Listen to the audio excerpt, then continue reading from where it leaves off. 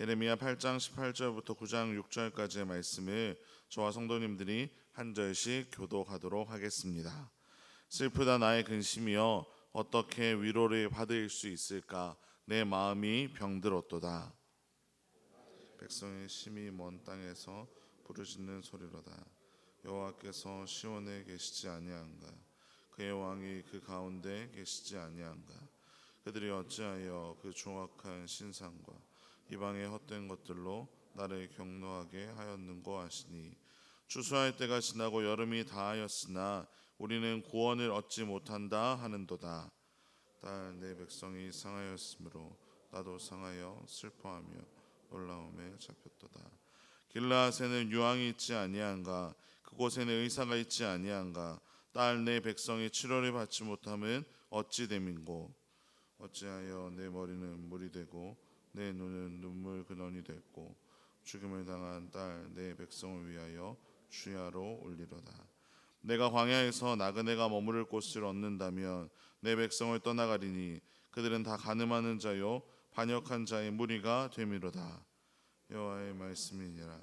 그들이 활을 당김같이 그들의 혀를 놀려 거짓을 말하며, 그들이 이 땅에서 강성하나 진실하지 아니하고 악에서 악으로 진행하며 또 나를 알지 못하느니라. 너희는 각기 이웃을 조심하며 어떤 형제든지 믿지 말라. 형제마다 완전히 속이며 이웃마다 다니며 비방함이라. 그들은 각기 진실을 말하지 아니하며 그들의 혀로 거짓말하기를 가르치며 악을 행하기에 지치거늘. 함께 읽겠습니다. 내가 사는 곳이 속이는 일 가운데 있도다. 그들은 속이는 일로 말미암아 나를 알기를 싫어하느니라. 여호와의 말씀이니라. 아멘.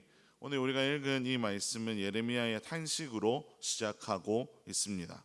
예레미야는 예루살렘이 절망 가운데 있음을 보면서 하나님의 탄식까지 대언하고 있습니다. 하나님께서는 예루살렘을 보시며 딸 내 백성이라고 부르시면서 그들이 하나님을 멀리하고 사람이 만들어 놓은 신상과 이방의 헛된 신들을 섬김으로 그들이 패망의 길로 걸어가는 모습을 슬퍼하며 안타까워하고 계십니다.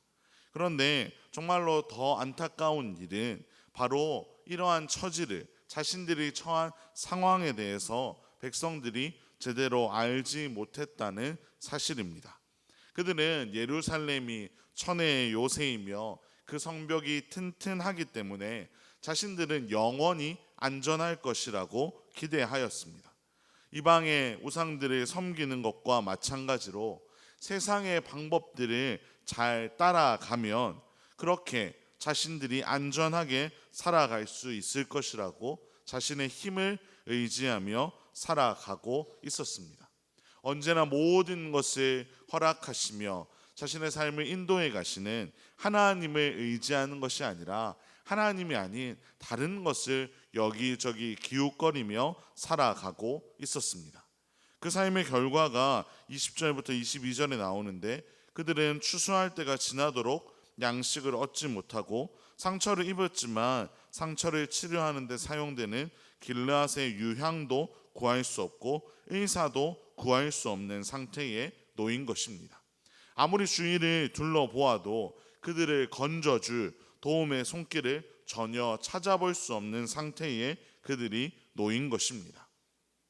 참 안타까운 모습이지 않습니까? 그런데 이 시대를 살아가는 우리도 참 연약해서 세상의 것을 의지할 때가 많습니다. 돈이나 힘이나 관계 같은 것이 나를 지켜줄 것이라고 생각하며 내 능력, 내 노력이 내 삶을 보장해 준다고 착각할 때가 있습니다. 하나님의 도움이 아니라, 하나님의 은혜가 아니라 내 힘으로 모든 것을 감당할 수 있다고 생각하며 살아갈 때가 있는 것입니다. 그런데 우리를 만드시고 우리를 인도하시는 하나님의 뜻은 다릅니다. 하나님은 우리가 그러한 삶을 살아가기를 원하지 않으십니다. 하나님은 우리 모두가 하나님께서 기뻐하시는 거룩한 산 제물이 되기를 원하십니다. 내가 거룩하니 너희도 거룩하라고 말씀하신 그 하나님께서는 우리에게 다른 것을 의지하는 삶을 살라고 말씀하지 않으시고, 너희의 힘이나 너희의 능력을 의지하며 살라고 말씀하지 않으시고, 오직 너희는 하나님만을 의지하며 하나님 앞에서 거룩한 삶을 살아가라고, 늘 정결한 삶을 살아가라고, 그렇게 살아갈 때 내가 너희의 삶을 책임져 주겠다고 약속하시며 우리의 삶을 인도하고 계십니다. 그런데 유다 백성은 그 놀라운 언약을 떠나서 타락한 삶을 살았습니다. 자신이 주인 되려고 하고 거룩과는 정말로 거리가 먼 세상의 방식을 택하며 살아갔던 것입니다. 1절과 2절에 기록되어 있던 것처럼 예레미야는 이 유다 백성을 바라보면서 하나님의 마음을 드러내고 있습니다. 너무나 슬퍼 주야로 눈물이 흐른다고 표현한 것처럼 죄악 때문에 심판을 받게 될 이 백성들로 인해 너무나 안타까워하시는 그 하나님의 마음을 이야기하고 있습니다. 얼마나 그 타락이 끔찍했는지 3절부터 그것을 다 보여주고 있는데, 백성들은 정직한 말을 상실했습니다. 늘 거짓을 이야기했습니다. 서로 세워주며 격려하는 삶을 살아가는 것이 아니라 서로 상처 주는 말을 하기에 바빴고 서로 속이며 비방하는 일에 몰두하였습니다. 하나님이 무엇을 원하시는지에 관심을 가지지 않고 자기들이 원하는 삶, 자기들이 편한 삶에 관심을 가지고 각각 자기 소견에 옳은 대로 살아갔던 것입니다.